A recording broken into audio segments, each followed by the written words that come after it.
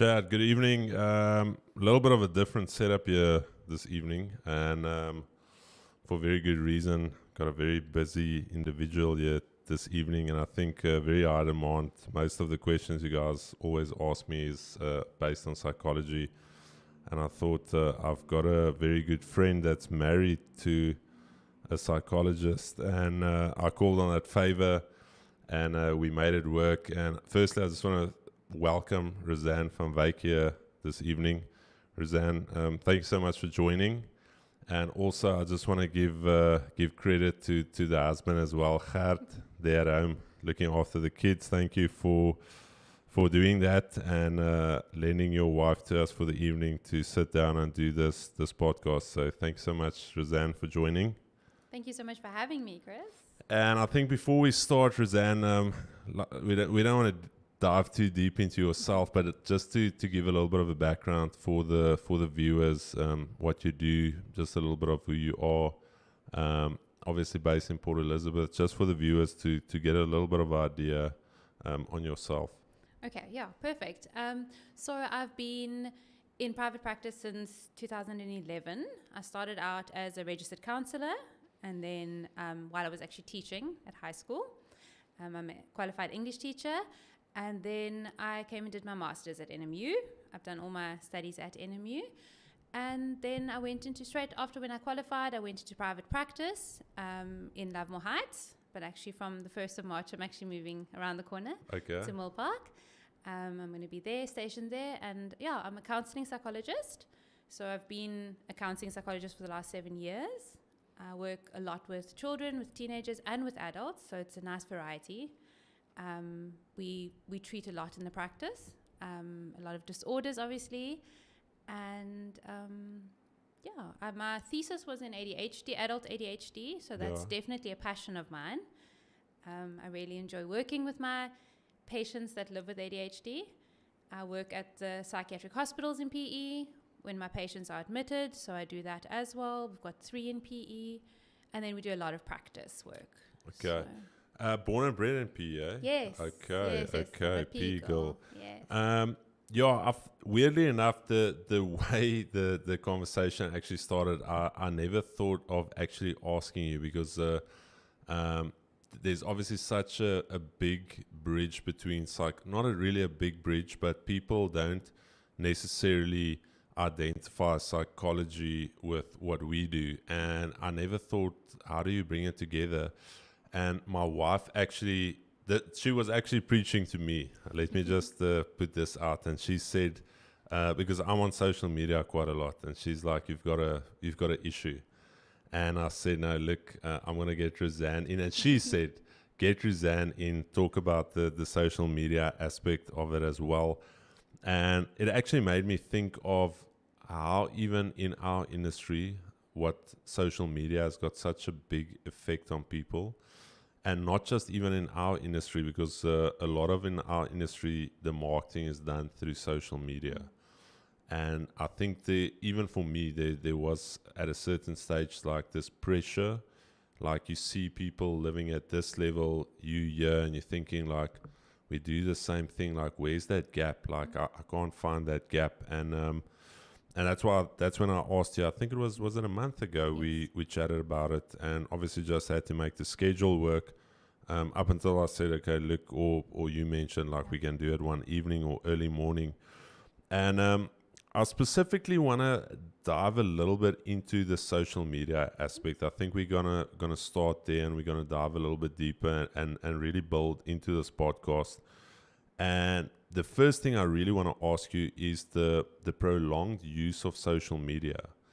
Does it have like a psychological effect on not even, and let's rather, we're not going to talk about children in this aspect, so let's talk about it more from a teenager to say a young adult and even older individuals. Okay, definitely. I think social media can be a wonderful tool.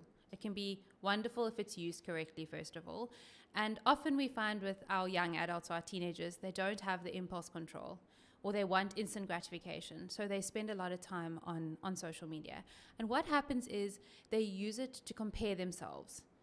And that's where often anxiety and low self-esteem comes in. So, and there's also often, there's these challenges on TikTok that come about that are really problematic often. So for self-esteem work, when I work with my young adults, even my adults, people who are very insecure, that want to become more confident, my first sort of indication, or what I suggest to them in therapy, is go off social media for a while. Don't compare yourself to anybody else. Set realistic goals for yourself and work on you as a person. Obviously, I'm very aware that with our careers and how things are changing, that a lot of people rely on social media for advertising and things like that. So it becomes difficult. But if you're using social media just for enjoyment, it's often a very good idea to take a break. So I challenge my patients often a whole month of all sorts, not WhatsApp, because WhatsApp we communicate with, but Insta, Facebook, TikTok, all of it. And when they come back, I've never had anyone that has come back negatively and said it did not help. Do you actually think that these big companies really lean into the psychological aspect when they do these marketing techniques to actually drill into maybe some weaknesses or maybe some shortcomings in an individual to actually almost prop up their product to say, like, listen, you're not this, but here's a tool to get to that level, and almost like work on a person's psychology in terms of that? I think neuroscientists are clever, and they obviously have them on teams. Even with gaming being a massive addiction, online gaming, they often have scientists, neuroscientists that look at certain needs of people and how to, develop a game with colors, with images that'll attract you. So I definitely think we are going that way. I do think, to be fair, that a normal individual can look past that often. So there'll be suggestions, but they'll, to a certain extent, realize, okay, this is not good for me, and stop it. Our disordered patients, however, cannot see that. And that's where often the doom scrolling, as we know about, and that sort of thing happens. And they use it also to calm themselves often, my anxious patients. I also think just going a little bit deeper, we actually started off with this, is the comparative thing where you constantly comparing yourself to what you see on social media. Yeah. And also that disorder almost where, and I've seen it even in people's relationships where you see, for instance, this one guy, he's bringing his wife flowers and he's just showing you all of this perfection. And all of a sudden, you've got your spouse or your partner, and they're like, but look at John here on social media, and it's flowers, and it's this, and it's that. And then you in the real life, like, you fighting for your life here to get the kids dressed to school.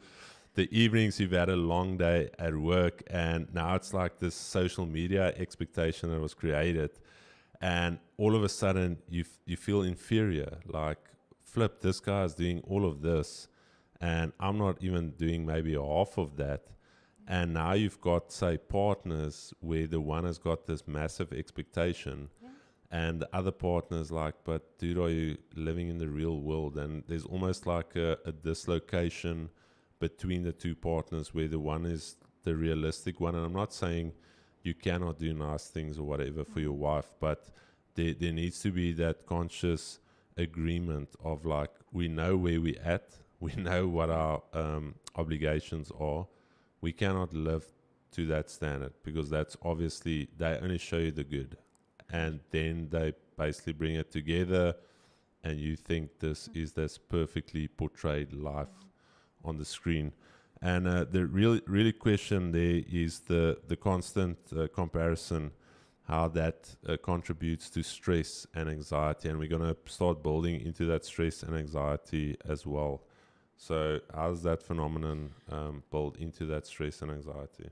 Definitely. So when you have a low self-esteem and you're comparing yourself to others, you're only going to feel worse about your self-image and who you are. And it feels almost unattainable. And like you said, on social media, people only post the highs or the good. They don't post their low moments, or very few people will do that and be brave enough to do that. It's interesting because a lot of mommy groups on social media often have those moments, and they are open about it. And that's what attracts a lot of specifically moms and teenagers to the low moments, because it makes them feel normal. And we normalize something that actually it needs to get out there. I understand that. But I think people also sensationalize low points too. So like I discourage my patients from checking in on Instagram, for example, when they come to therapy. And I'm obviously a big advocate of therapy. It works. I know it works for a fact. But I often say to them, it's a personal thing. It's a personal journey. Don't put it all over social media. In our psychiatric hospitals, it's the first rule that we tell them. No videos, nothing. Respect each other, confidentiality, that sort of thing. And it stops people from trying to get their disorders, to normalize their disorders, because we need help often. So I think that is important. Definitely I don't think social media increases stress necessarily, but for an anxious person who isn't resilient, their self-esteem is low.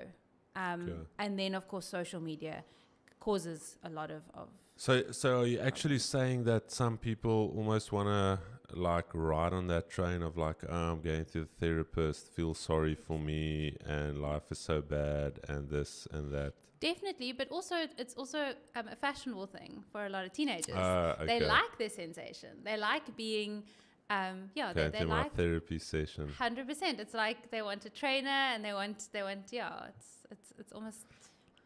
Going back to stress and anxiety, and something I think I've chatted about this on stream as well, that I think it was a year and a half ago. I was still somebody that's got a very high stress threshold. Okay. And coming from the engineering industry as well, you've got a lot of moving parts, a lot of projects, and you almost build up this wall where you don't realize when you're overstressed. I always thought when people say, oh, stress is this thing, this and that, and actually got a very bad panic attack. I actually thought I got a heart attack, and I pulled off to the side of the road, and I thought the only way I can explain it, you literally, I think that's the closest I've come to death, because you literally want to pass out, and I stopped next to the road. And I got out of the car because you almost feel like you just need to get out of the car. You can't breathe. Your breathing is shallow. And I stopped in Willow Road there at that security gate. Yeah. And the security comes out and he's like, dude, you can't park there. And I'm like, bro, I think I'm busy getting a heart attack here. He's like, for real? I'm like, yeah. And I phoned the ambulance and I'm like, listen, I can't drive. Something's not right with me. And the ambulance comes, stop immediately, put the EKG on me, check my blood pressure. Blood pressure was I think 210 over 110, something like that. And the guy's lean back. And I'm like, dude, I'm so anxious. It feels like I'm holding on to life here. The way I'm sitting, I'm holding on to life here. And he's like, okay, he's going to give me something for it. And I honestly thought it was a heart attack. Went to St. George's, did some blood tests, did X-rays of my heart, chest, everything, and then went to what's a internist in English? That's internist. It's like a specialist, but he deals more on. I wouldn't really say the medicinal side, but it's a specialist, and basically it came out heart's perfectly fine. Tested my blood pressure Monday to Sunday, morning, afternoon, evenings, blood pressure fine. And then I realized all of a sudden, all those years where you thought you're very resilient, and now all of a sudden there's a little crack in your armor. Didn't really think anything of it, and then later on got anxiety, and I felt that feeling again, where it's I don't know if somebody's ever had anxiety, but it feels like you're dying. It's down and pins and needles in your legs and whatever. And then I got diagnosed with it, and actually had to go onto medication. And that's what I tell the guys on the stream as well. We don't realize mental health is a real thing up until you deal with it. And then once you've been in that situation, you realize you cannot just tell somebody, oh, be jovial or be happy, because it's not something you can control. It's really not something that you just sit there and you switch it on and you switch it off.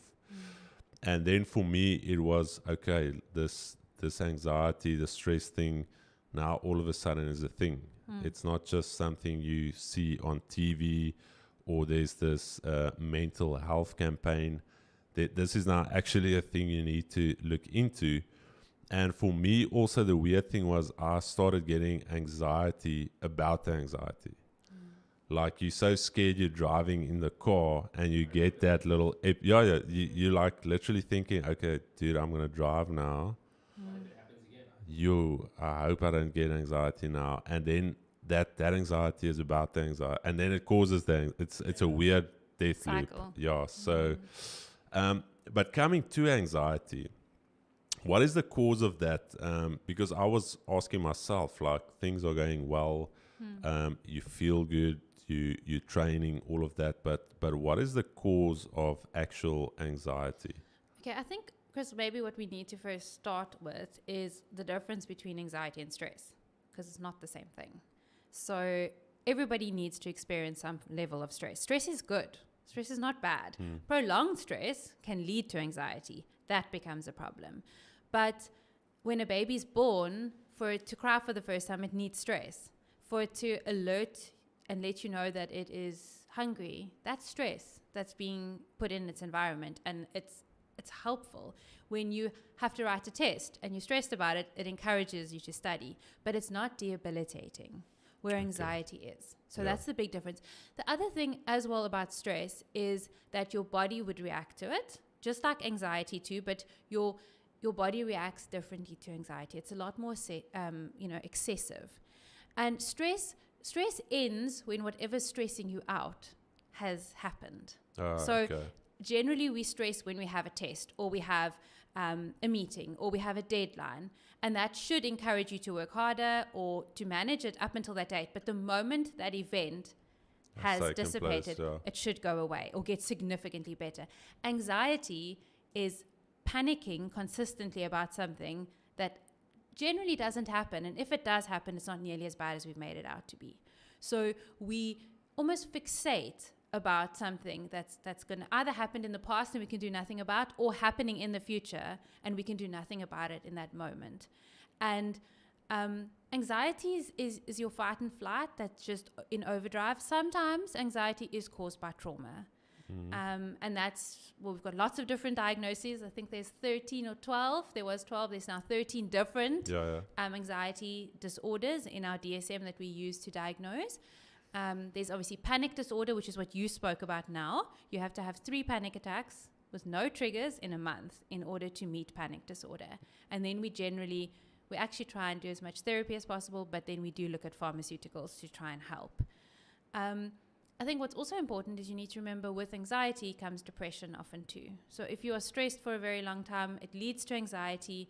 You experience anxiety for a long time, our moods do drop.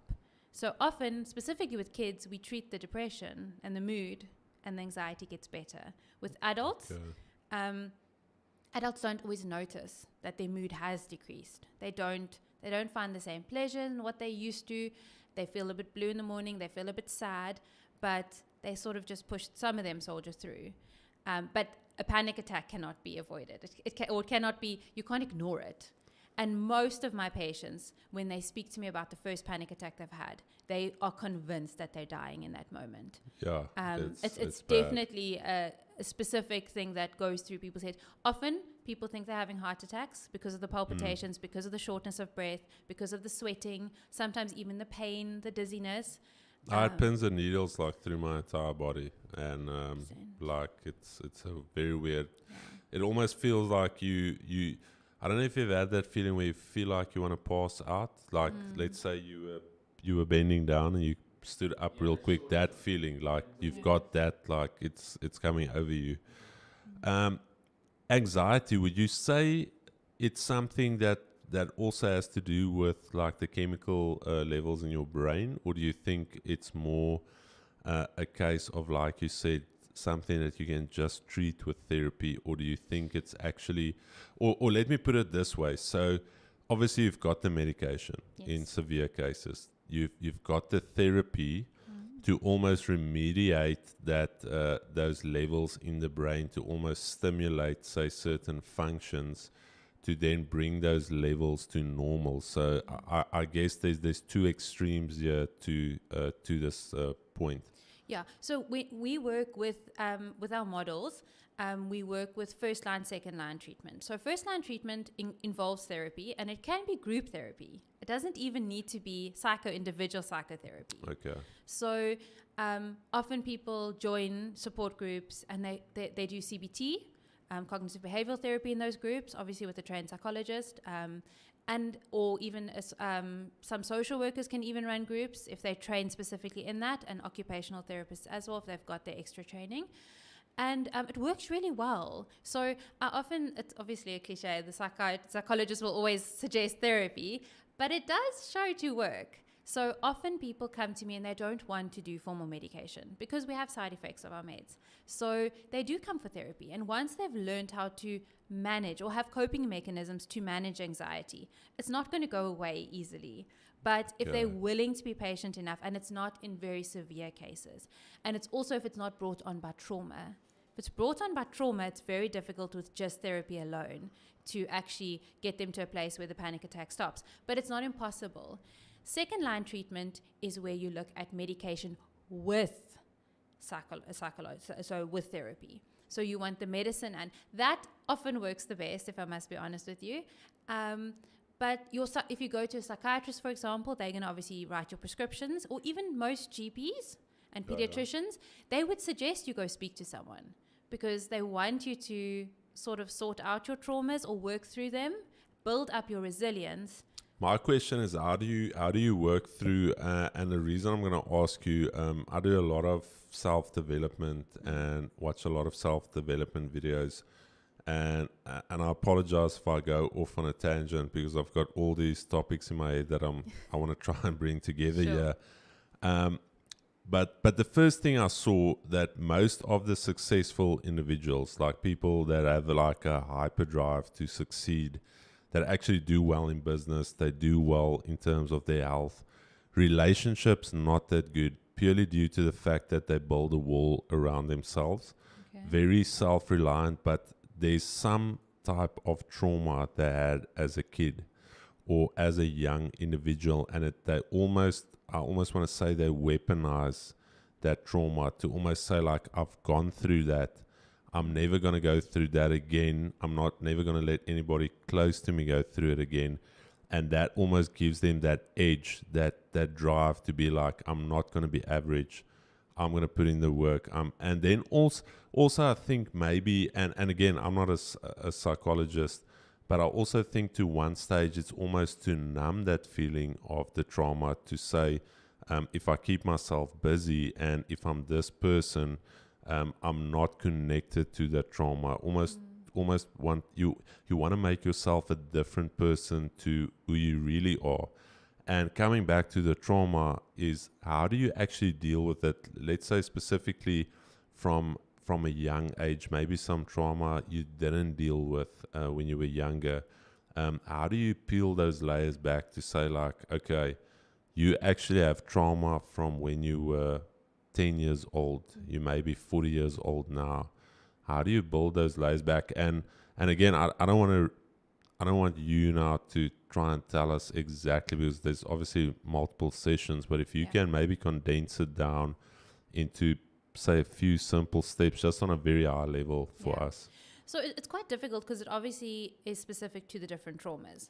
So we look at the mentality of people coming in. So for example, if it's been a sexual trauma and they've been raped, we look at moving the way you look at what happened to you, and actually debriefing the person, talking them through it, because often people are very embarrassed of traumas and they don't actually want to talk to anyone about it. If they get to a place where they actually want psychological intervention, they generally are willing to talk about it. And that's why it's important to have a mental health professional who knows what they're doing, because we are very nervous to re-traumatize people. So when I work with trauma, I'm very cautious in how I phrase my questions, the way I push my patients to heal. I think that's really important. And then working on resilience is so important when you do trauma work. So we get the basics right. So we get them to feel in control, because remember, when you go through a trauma, you feel out of control. trauma is also quite specific to the stage of development that you're in as well. So it's very important at what age you experience the trauma and the type of trauma, because that usually determines the coping mechanisms that you use in your life. And you were saying, yes, it gives you a sense of drive. But if your motivation to do well is based in a trauma, then you're probably projecting, or you're probably actually overcompensating. And then you're lacking connection with other people. And we need people. We're humans. And at the end of the day, people can lose a lot. But if they've got people to support them and love them, they feel a lot better about it. And they've got less levels, the anxiety levels are less. So there's a lot of people who think they don't need people and they don't even like people, and I understand that, but we need people. So I think that's really important. And often people who work through their trauma want to connect, but it's because their perspective has changed. Therapeutically, I can't almost give you tools. I can't go through a process because it depends on the person. Like I said, it depends on the trauma, the age. It also depends on how open the person is. So I have a lot of males, for example. I don't want to stereotype, but I've got a lot of males that really struggle to talk about their emotions. They come to therapy, they know they have to do it, but they don't want to talk about how they actually feel. And I will choose a very specific type of method working with them.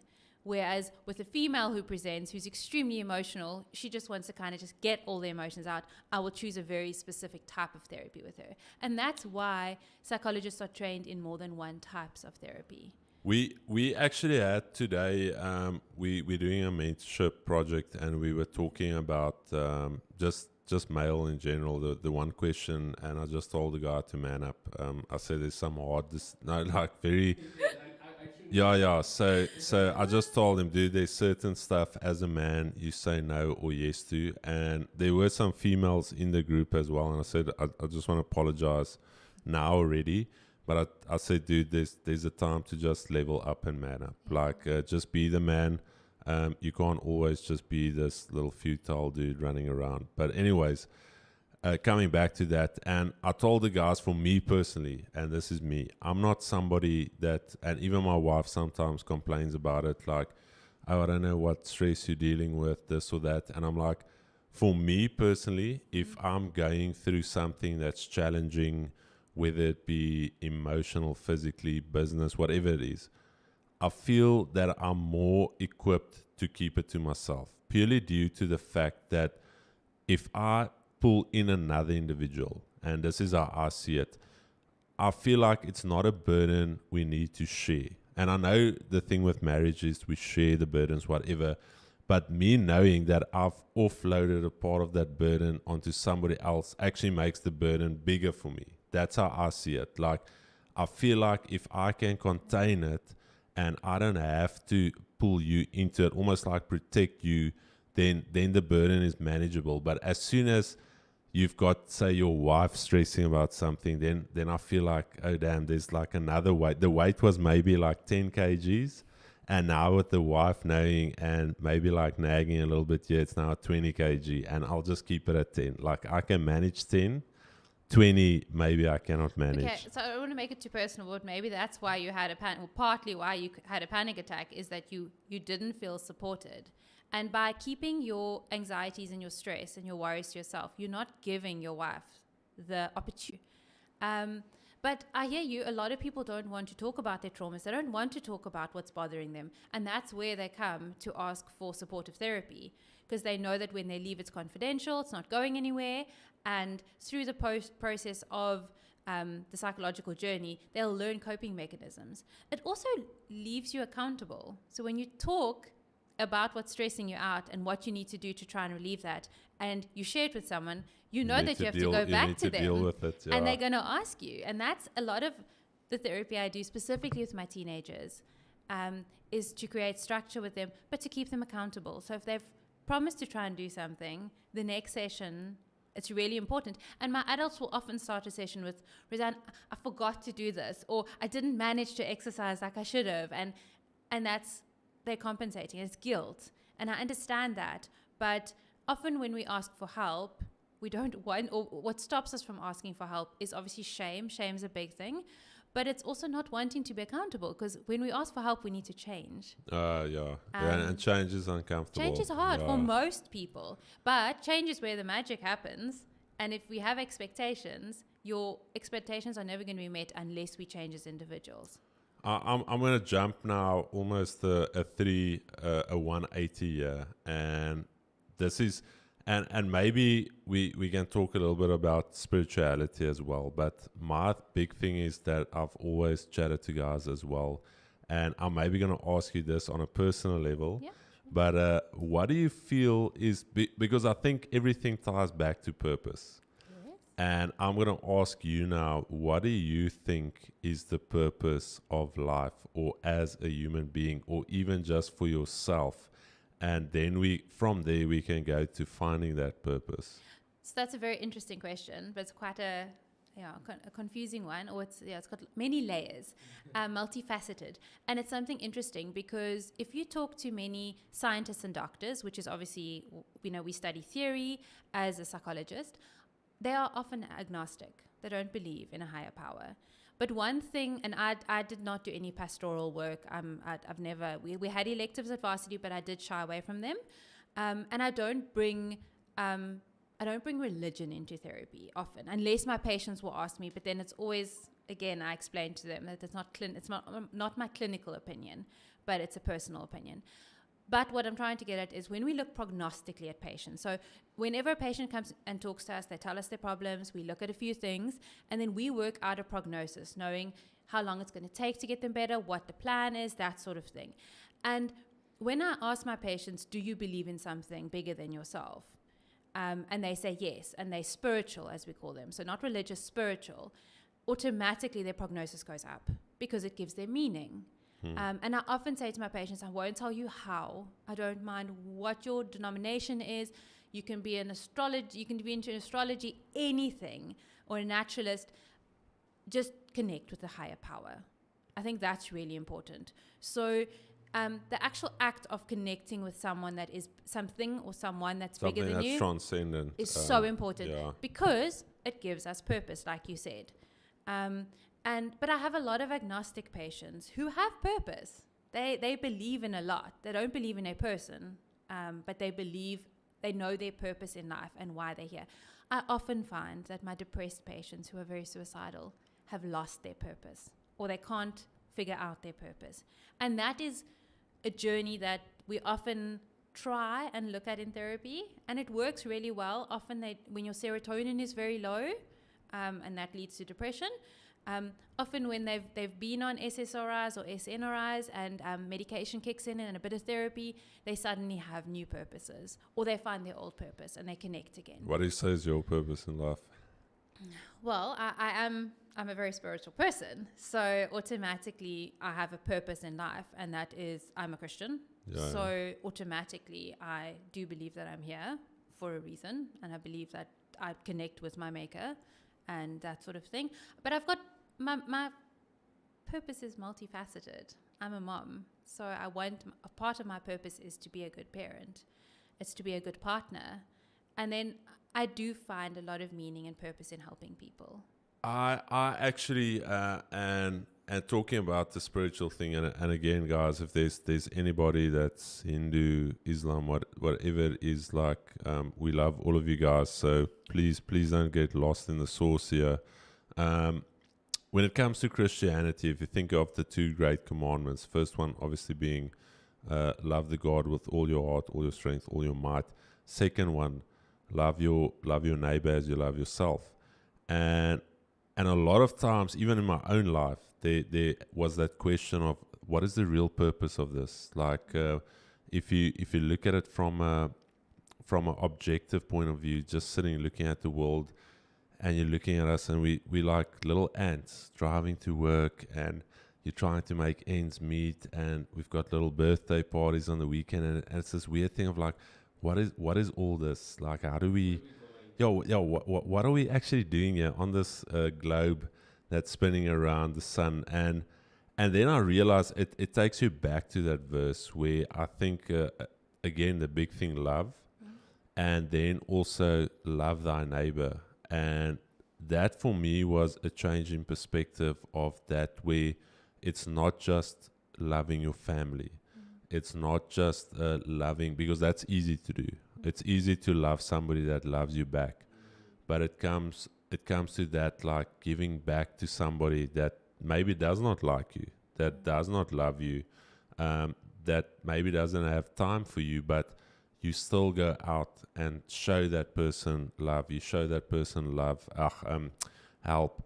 You're just overall helping people, whether it be, and that's what I always say, it's not always financial. People think like as soon as you say, I'm going to help you, it's like financial. There's sometimes just even ringing somebody up and say, how are you doing? And hope you're doing well. We thought about you, whatever.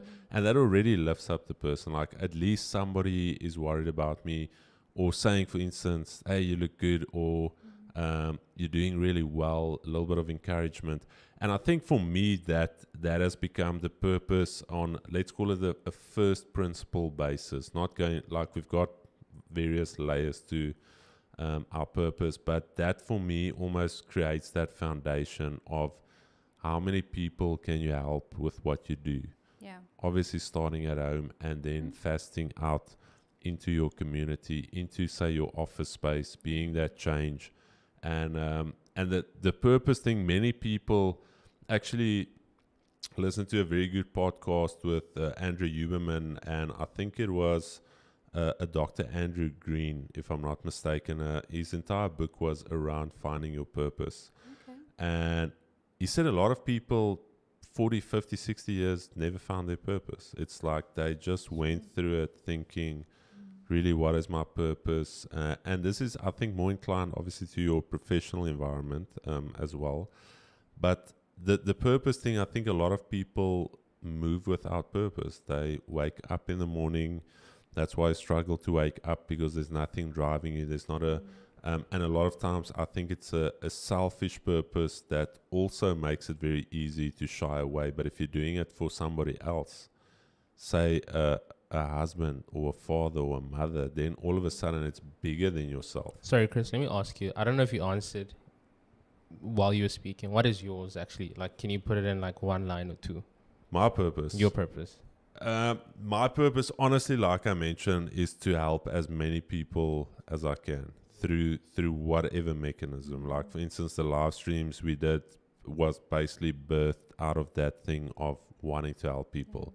People that struggle to trade, people that fall into the trap of buying certain stuff, not getting the right information, and that's where it birthed. And even like all of you that's been around me, you'll know, and I'm not trying to blow my own bubble here. A lot of times, even Mo, everyone in the office can see that I'm pushing them to a higher level, because it's not for me. It's I see a bigger vision than you currently see for yourself, for instance. So when I've got people around me, I'm always trying to say like, okay, you see yourself here, but I see you there. Like, and now I'm trying to affirm you. And a lot of times it's wasted energy, because some people you can wind up and you can wind them up. Nothing will happen. But some people really click and connect to that vision, and then all of a sudden they elevate. So I think everything stems from there for me. And Chris, maybe I can jump in there. I think if we look at the basic psychological principles, we've got what's called Maslow hierarchy of needs. And right at the top is self-actualization. And sometimes when we self-actualize, we push others to be better too. And that gives us the benefit. It feels good. And I often say to my patients when they are lost, because I work with a lot of very sad, lost people, and I say to them, I don't like the word happy necessarily, because we don't strive for happiness or elation. I feel that's quite unreasonable sometimes in my job. But I often say to my patients, when are you the most content? When do you feel those moments of contentment, of peace in you? And often if you can remember those moments, that's when that feeds your purpose. So, and for a lot of my patients, when they've got no idea, I send them off to go and volunteer, to give back. And it's 99% of the time, it is time. It's not with money. Because giving money doesn't always make you feel better. But giving time and doing something for someone else that benefits them, it theoretically is a bit selfish because you get kickback, but it at least feeds that person's purpose. And most people's purpose is to do good. We took an oath, do no harm, do good. And in your medical professionals all try and do good. And we're lucky because our job enables us to do good and to help if we do it properly. And so we get a sense of satisfaction. As a teacher, I was extremely unfulfilled. And it's not that I didn't mind teaching, and I was good at teaching, but I wasn't fulfilled because I didn't feel like I was doing the good that I could do. Yeah. And that's what motivated me to take those extra 2 years and go back and do my master's. And I'm so grateful. My worst day in the practice is still way better than my best day in the classroom. Talking about actually giving, and again, that's biblical, where the Bible says it's better to give than to receive. And I only think we realize that. I think a lot of people only realize that once you get children, then all of a sudden it's this thing of, I want to give my child the best that I can. And I think sometimes we as parents need to control it so we don't spoil our children. But it's honestly that inner sense of, I want to give my child the best that I can possibly give him. And again, not to spoil the child, but it's that thing of inside of you giving the best. Like, why, if I can give my child X, I'm not going to give them Z. You know what I'm saying? So it's a difficult one for a parent to really find that line of almost spoiling a child to where it's a bad thing, but to also that fulfillment of giving your best that you can for a child. Talking on happiness, and I think there's various definitions for happiness. What would you say is your definition of happiness? Well, like I said, Chris, I don't strive for happiness in my life. I strive for contentment and peace. And when I've done my best, then I feel content. And when I have my family around me, I definitely feel happy. Or content. I feel very content when I help patients, when I have a recovering addict come back to me and they've been clean and they have a sense of pride in themselves. I really am happy. So I like to do other stuff. There's a lot of, I think we are all quite, we've got layers. So I think, but I don't strive for happiness. I can say that. And that's something I've changed. As a teenager, I wanted to be happy. And I had this very idealistic idea of what happy is. I don't believe in people making us happy either. I do feel that they definitely contribute towards our level of happiness. Would you say progress will equal happiness? Because if you think about it, and again, I'm going to go back to the Bible. The way, if you think about the Creator, everything that He created multiplies. Even the universe is still expanding. And do you not think so it's that visualization of progression? Like if you plant a tree, if you water it, it gets sun. After 3-4 years, it's going to grow. There's progression of that. Do you not think there's some spiritual level of progression where we as people, we maybe, I wouldn't say make us unhappy, but you cannot really be happy if you're not progressing. And again, it's not just in business, but just as an individual, even in your faith, just progressing from, say, a very early level. Think about it from a, let's even call it a Christian point of view, a baby Christian, to where the Bible also talks about getting off the milk, consuming the meat. Do you feel that there is a positive correlation between progression and let's call the product happiness from progression? I find in the practice specifically, and also with myself, is that if I feel stuck, I'm unhappy.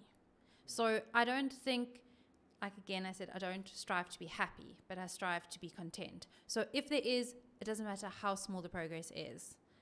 It can be small things. But if you feel like you are growing 100%, and again, I go back to Maslow's hierarchy of needs. Our basic needs are food, air, shelter. Okay. But once you've got that, the human psyche wants more automatically. And when we get human connection, what is the quality of the connection? When we have work, what is the quality of life that goes with it. And yes, that is often monetary. I understand that, but some people prefer lifestyle. Lifestyle is more important to them than money. They'll take a job with a lower salary or income if they can be more flexible because they want to be available for certain things or their lifestyle. So I think it definitely varies from person to person, but we need to build, we need to move. I agree.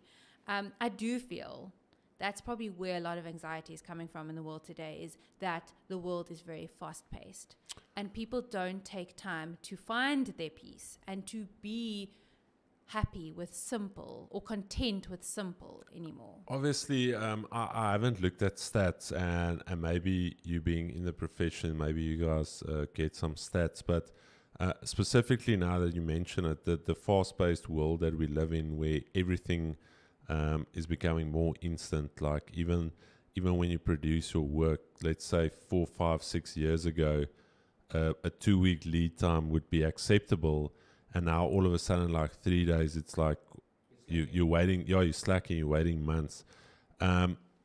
Is there increase in terms of depression numbers, anxiety, with how things have become so fast paced, where we've got so much access to information with like the tap of a finger, and everything just being more, I wouldn't even say integrated, but you've got all of these, what do they call it, augmented services. For instance, like AI now is becoming a thing. Now I need to incorporate AI into my emailing. Okay, now I need to incorporate this product, this app. I need to log this to the cloud. I think life has become a lot more complicated, even though we want to say technology simplifies things. I think it almost creates all of these little dots that we need to connect and manage. Has the number increased if you look at the stats over the years? So interestingly, I did a talk a while back at a school. It was for children, but I read up a lot about stats, and since COVID, the levels of depression has increased dramatically. And obviously, as I said in the beginning, it is difficult to be depressed and not be anxious, or to only be anxious. So your mood is definitely affected by that. So since COVID, we've seen a dramatic increase. And I think every psychologist, specifically in PE, will agree with me. People who didn't have waiting lists have waiting lists. You cannot just pick up a phone and find a psychologist anymore. So it's been good for business. It's been great for business, but it's horrible for people because they are tortured, and I understand that. But I think what's important for us to know is that during COVID, we spent hours on our phones, on screens. And yes, there was that saying, it's okay to not be okay. So I think a lot of movie stars or famous people spoke about struggling without people and struggling through lockdown, which was good. The publicity was good for mental health. So people are more open to seeking help and to talking about it 100%. But studies have shown repeatedly that screens are not good for us, and that we need to, it's not even our eyes, it's sleep. Our sleep hygiene is a huge thing, and it's hugely affected by screens. And the problem is, if people aren't sleeping, they wake up irritable, they don't sleep well, they don't go into REM sleep, and poor sleep definitely affects our mood. I actually saw Andrew Huberman, they did a study as well. I think between the hours of 11 to 2 o'clock in the morning, screen time actually drops your dopamine, and I think is it cortisol, the level, it actually induces depression, like from 11 to 2, and the host still asked Andrew, and he's like, if you want to be on the screen during that time on the screen, you actually inducing like levels of depression into your brain. And he's like, that's exactly what you're doing if you're on the PC. And they were specifically referring to kids gaming between those hours 11 and 2. And it was interesting for me with how much screen time we as well at the office. You go home, you maybe watch some Netflix, then you watch a podcast. There's always a screen in front of you, and the weird thing is like there's become this disconnect in let's call it our social environment, where you get to a restaurant and there's a family of 5 or 6. Nobody's talking. Everybody's like this on their phone. My uncle actually jokes, like when we get to a restaurant, he rips out his phone. He's like, "Are you guys ready to socialize?" And he's So that's quite funny for me. But I think just to bring it back and almost our 50 minutes. Okay. So has there been any questions? I think before we go any further, I'm just gonna give the chat. I think now we're gonna start getting the questions. Okay. Chad, I think if there's any questions for Roseanne or any specific topic, she's obviously still a mom. This is not a Friday evening. There's no wine here, so I just want to let you guys know, no wine. There's only a water which she didn't touch. It's still sealed. We can talk about we could talk about alcohol at another podcast, because that's definitely not good for anxiety and depression, and that's something that I think all studies lately have shown. So that very well-known study of one unit of alcohol a day is okay has all been debunked. Okay. So what does it say now? That no alcohol. No alcohol. It's not good for you at all. There's no benefits of consuming alcohol. Yes, I understand people see it as a social lubrication, and obviously our young adults struggle with it, and not understanding that it's got no benefits. So Gerta, I hope you heard that. No benefits. we did a dry January. And oh, really? Yes, and it's called Being Sober Curious.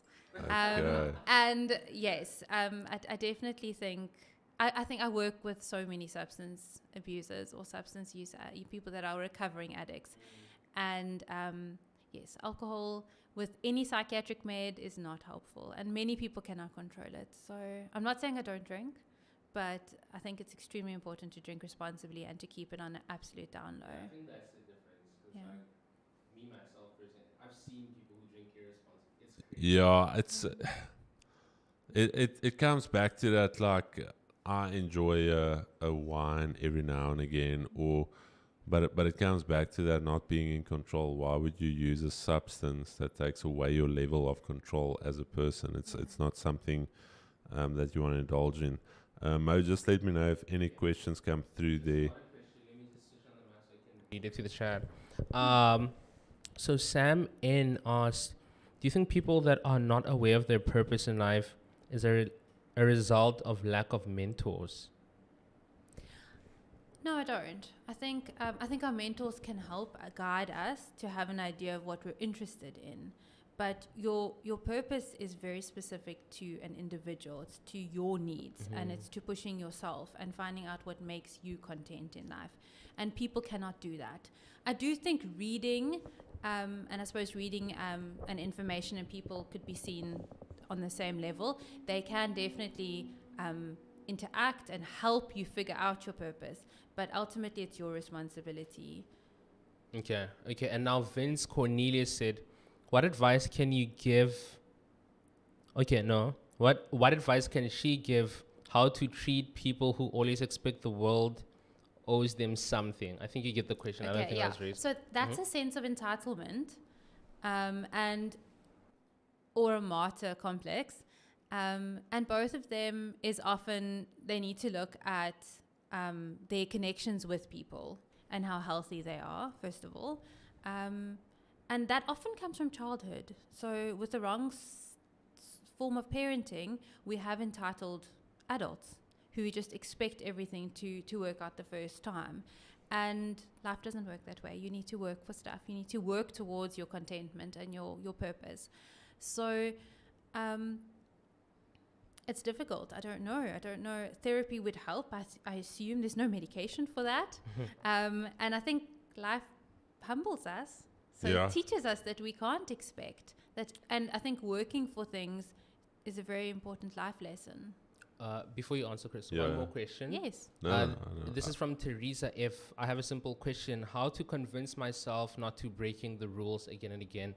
I think this is more of a general question, but it could be about trading as well. I think but I think just in general that like there's barriers, and I think Roseanne is the perfect one to answer that. So, I'd be interested to know what sort of rules, because obviously with what I work with disorders, often there's impulsivity and impulse control problems. So if it's breaking the law and hurting people, then I would suggest you go and talk to someone that could help you with that. If it's general, just needing a bit of adrenaline and enjoying yourself, I think if you don't hurt other people, then it would probably be a lot more socially acceptable. But if you know it's bad for you and you're still breaking the rules, then you need to look at your impulse control. Or you need to look at the validation or the sense of dopamine that you're getting while you're breaking the rule. So it's maybe that rush to try and get the dopamine. 100%. And if you don't have enough dopamine, there's so many ways. There's a new, well, not new, but there's a concept that we're talking about a lot is called dopamine dumping.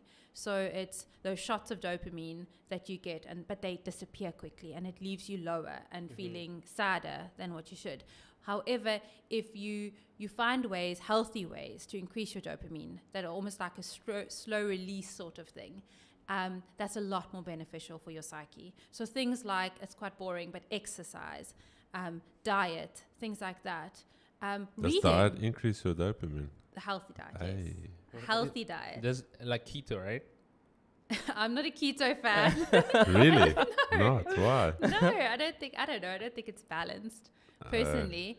And I think we need, well, I suppose if you use the right nutrients while you're doing keto, and you exercise correctly. Yeah, but my keto is more just specific for that event next year, that 100-mile race. So it's purely just to get fat adapted for that, because you've got 37 hours to finish. So it's going to be easier on the digestive system, and especially with the longer runs coming up, the fueling is easier than trying to get the fast absorbed carbohydrates in your body. So interestingly, when I talk about psyche specifically and diet, we've definitely noticed that gut health is very important. Yeah. And often when you look at diets that are balanced, that are rich in omega-3s and 6s, and that include a lot of vegetables, less carbohydrates, cut out sugar or no sugar, that it improves definitely your anxiety specifically and depression. I have to say I've never been a fan of the keto diet. Like even years ago, the entire thing about Tim Noakes, all of that, I don't like it, especially. And the first thing I never liked was your breath. For some reason, it smells horrible. Like that's the first 2 weeks, breath. And then I heard it's your salt. You need to take like tablets and stuff. But anyways, breath terrible. And I think that's what put me off from it. But I have to honestly say, being on it now for, I think it's 2.5 weeks, definitely feeling a lot better waking up. I think I chatted to Yumo, and I still said, looking at this 2 weeks, usually quite late in the evening, I love porridge, like any porridge, like Cocoa Pops, like cereal, not porridge, cereal. And you would maybe have like a little bowl of cereal, like 9 o'clock, 9:30. And that sugar and those carbs actually make you feel so terrible in the morning. Like you get up, and now with the keto diet, when my alarm goes off, say 4:45 or 5 o'clock, like I'm up. Sure. And my wife is now going to say, "Oh, but you struggled to wake up this morning." But I was building a furniture and a new office till 11:30. So there's a reason for that. That was the product of it. But I do feel diet definitely has got a thing where even your energy levels are high, and obviously if you can operate at a higher level, it also gives you that sense of, okay, I'm putting in a good body of work here today, or I'm feeling good. So I also think taking control, so limiting and taking control of what you put in your mouth helps. So that sense, it might be to a certain extent superficial, but if you consistently take control of what you put in your mouth, and don't restrict, allow yourself to enjoy your food and eat healthy food, you automatically feel better. And it does increase your well-being, which increases every part of your life. I think just to start wrapping up here, Mo, if there's any other questions, feel free to ask. And if you've got a question, because you've been sitting there, I think you also have a not more than one, eh? Not for myself. For yourself, maybe two. I'm going to take advantage of this situation. Okay. This is a free session, eh? Chat, this is... But okay, let me scroll back a little bit. I'm going to try not to rush myself here, because some of these came as jokes, right? So there's a lot to sift through here. Okay, let's see. Let's see. Someone mentioned FOMO with trading. Let's see. Let me try to circle back to that. I think the FOMO aspect is in social media as well, because you feel like if you see something like you're missing out, or there's a friend group doing this, or they're traveling, and you're like, shit, I can't afford to travel, and they're in Italy, you in Eisner, it's like, ooh, let me. Yeah. But let me get into it. Let's see. So William Stacy, I'm going to try my best with some of these. As South Africans, is trading a future to take with and look into? I don't know if that's a psychology question. No, It might that's be not. No, okay, let's William keep it moving. Stacy needs to find William. Find God. I'm gonna connect you to a good pastor. Okay, here's another one. We need you to get saved. Okay, so Vince Cornelius. Actually, no, I'm gonna skip that. That's for the chat. He's talking about. Let's see. Last question. How can I get my wife to say sorry when she's wrong? No, that's it. You can't. You can't. You just accept it. You move. Chris, you're not helping either. Just keep it moving. Let's see. I think communication is really important in all marriages, and a lot of people do struggle to. I'm one of them to apologize. But we have to. I think that's a normal thing for women. For women, maybe, Yeah. but I'm quite stubborn. My wife as well. Like she'll rather not talk to me for 2 weeks. She'll be the one that did something wrong, and I'll say sorry on her behalf. And it's just like, yeah, you better be sorry. No, I'm kidding. No, dishes, for the married men out there, very simple. Dishes, throw your clothes into the laundry, and you're not going to have a lot of issues. Shoes not lying around, simple. Okay, we got that one. Simple formula. Now, that was for Vince. Let's see. Let me keep it moving over here. Hold on. Jeff asked, Mo, please ask her how I can identify my impulse control, like if it's impulse control. Okay, so impulse control is doing things without thinking them through, and when there are consequences, looking back and realizing that you've never thought the consequences through. So that is often an issue. So specifically with ADHD, attention deficit hyperactivity disorder, any of the three types, the combined, the inattentive, all the hyperactive impulsive type, we often find that people will say, I just didn't think it through. And I don't like the word normal, because we work with abnormal every day or disordered, but your normal person thinks things through. Yes, now and then we'll do an impulse purchase, but if it's got long-term effects that is making your life difficult, then there's a good chance that you have an impulse control problem. And also to look and say, is this impacting other people? Because if you're making decisions that are making other people's lives difficult, it might be an issue. Okay. Question from you, Mo. Question from me. Hold on. There's someone here called Elsa B. Dix. Hey. No, it's not a question. And she was just like, Mo, Vince is desperate for an answer. Just backing it up. Let's see. Guys, you need to thank my wife for this one. She actually drilled me on the social media thing. So yeah, we actually have to thank her for. I think if Elsie was here, she would be drilling some questions. Maybe we'll do a session with. She's welcome. Yeah, anytime. absolutely. My door's open. So I think a question from me, right now at this point in my life, I feel like I understand a lot of things. I myself have been to therapy and I've spoken to professionals, you know. I think I'd just be looking for that edge right now. Okay, actually, here's something relevant, right? Saw my shrink. Last time I saw was in 2021. Okay. And then I filled in this form and everything. And she's like, you know what, Mo? You do have ADHD and the whole lot of stuff. And then she's like, I would prescribe you Ritalin or something like that. But you starting it at this age would be a bad idea because you'd get hooked.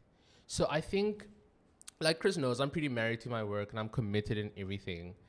But I feel like I need that edge. Like not the edge per se, but you need more focus. I need more focus. I think that's the easiest. Yeah. Even the way I phrase this question, I'm like a little over the place. Maybe I can break down the stereotype that you've sort of half addressed, is that Ritalin is not addictive. if it is used correctly, or the active in it, which is called methylphenidate, it comes in different forms, is not addictive. If you use it incorrectly, then it can become a problem. But if you're using it as your psychiatrist or even your specialist, your GP prescribes it, and it's worked out according to your body mass. So yes, it has side effects, but it improves your cognitive functioning drastically often, or your executive functioning, more importantly. So you cannot get hooked to the stuff. There are theories out there that if you only start using it later in life, that it's not actually ADHD. They want ADHD to be, or at least some of our symptoms to be. But it's good stuff, Concerta. I gave him actually 2 because he had some deadlines. And Yes, you should not be giving out your medication to like. That is not a good idea. Okay. At all. Sorry, we just disclaim. I gave you a Panado. It's a joke. I don't know, like, is that an issue? You know what? Okay, so here's how that went down. Some time back, like last year, my brother was here with his girlfriend, and they left me one concerta. Okay. And I took it. I didn't think anything of it. That was my first time. Boy, was I focused.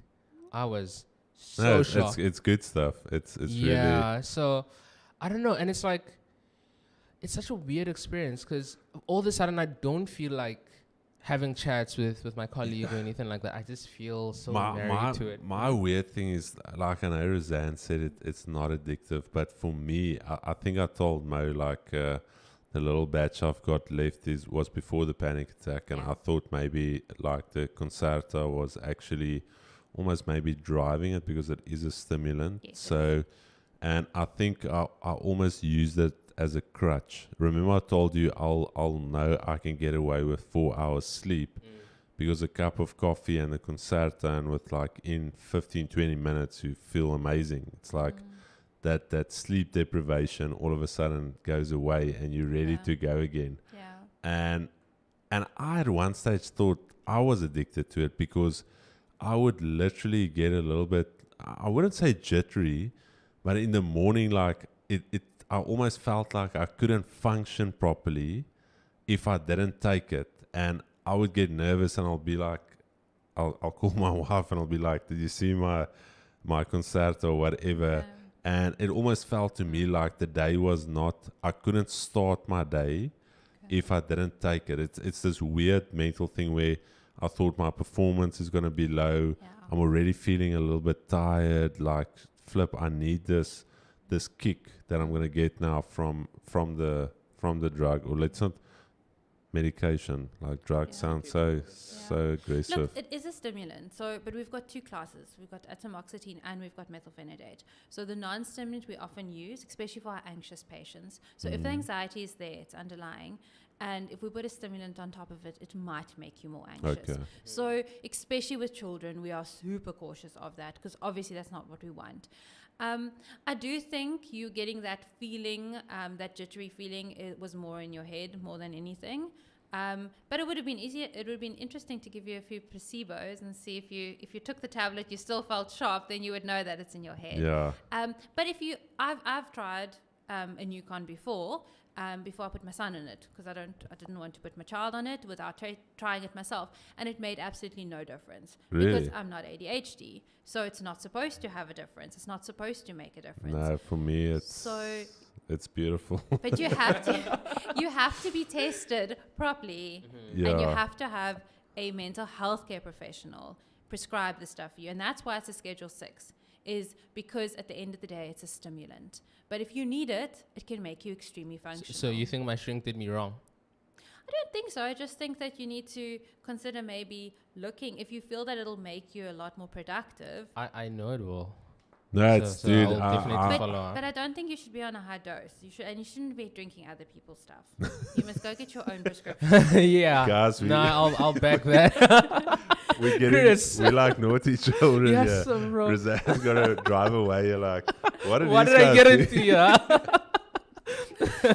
But anyways, Rosanna, I really want to firstly thank you for taking out your time.